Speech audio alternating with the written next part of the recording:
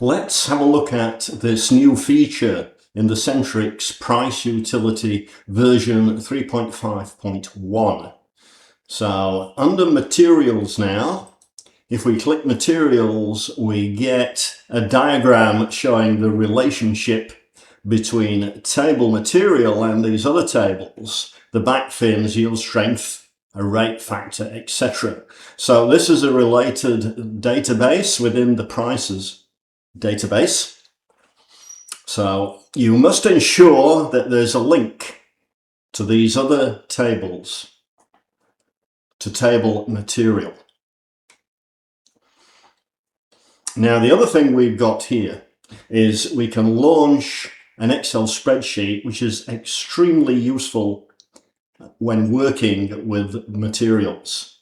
So let's launch that now. And here you can see this spreadsheet contains a lot of instruction here describing each of the fields.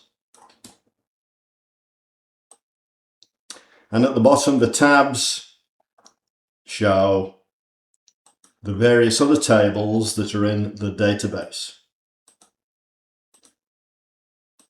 You'll note also that table shaft material is in here, but you do not have to have a link to the shaft material. It can be treated separately, although the material ID does link to the properties of yield strength only for the duration of Young's modulus with temperature.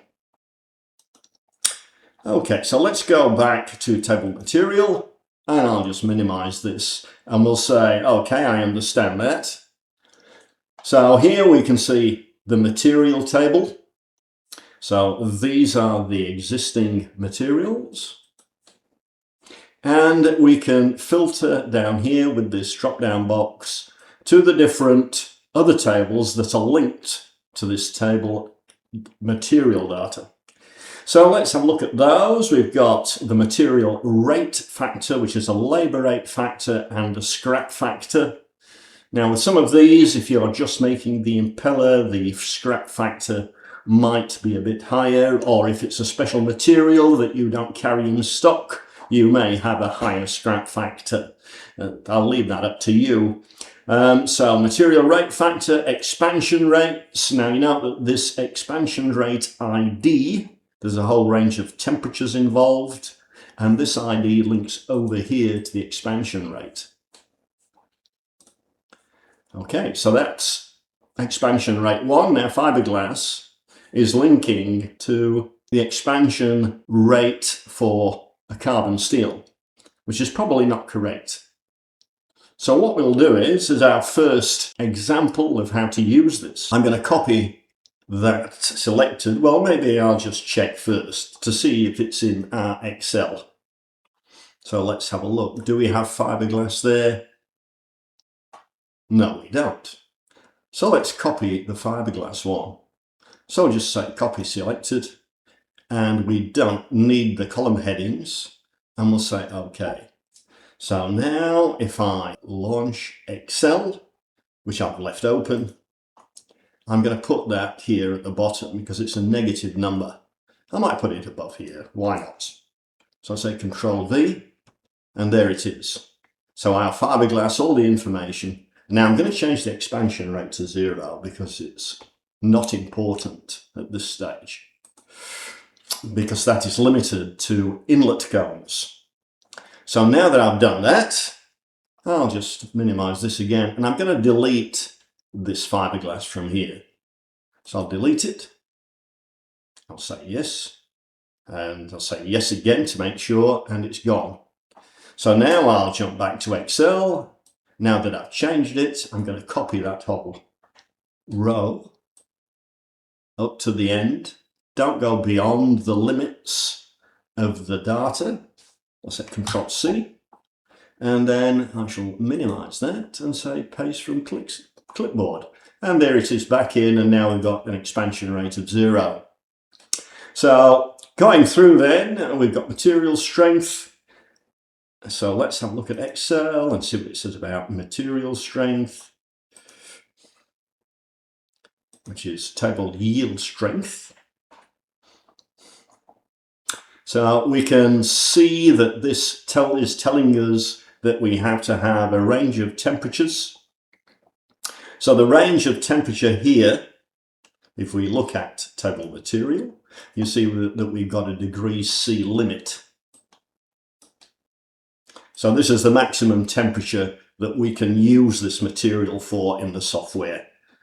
So for example, SAF 2205 is limited to 300 degrees C. So in our table for SAF, in table yield strength, which is ID of 8, you can scroll down to 8, you can see that we only go to 300.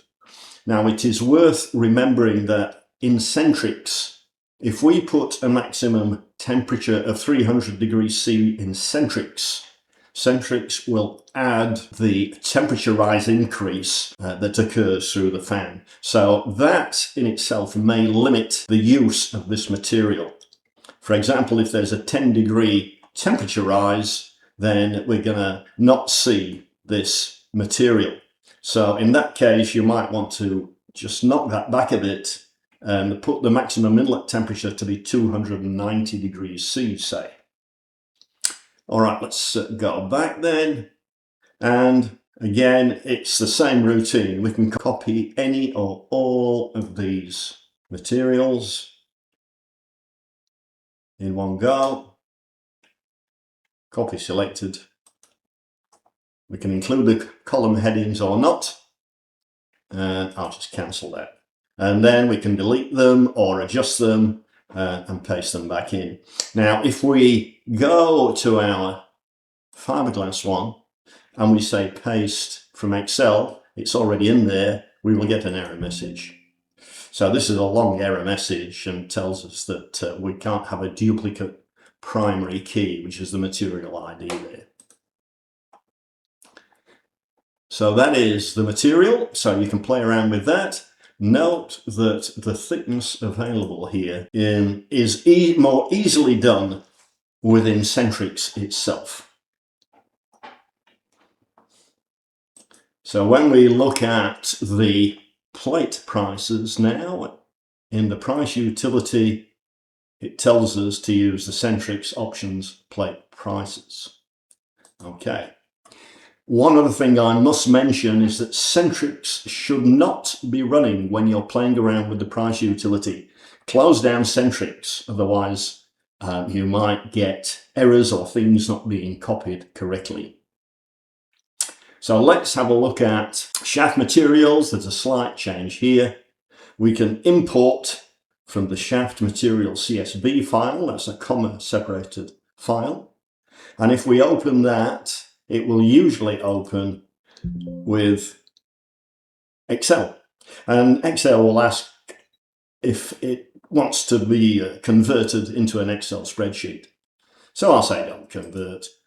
And you can add different materials there. You need to know the density, the price, properties, etc. And you can always open the other spreadsheet to find out what the materials are, the definition of each field. Okay, that's it. Thank you.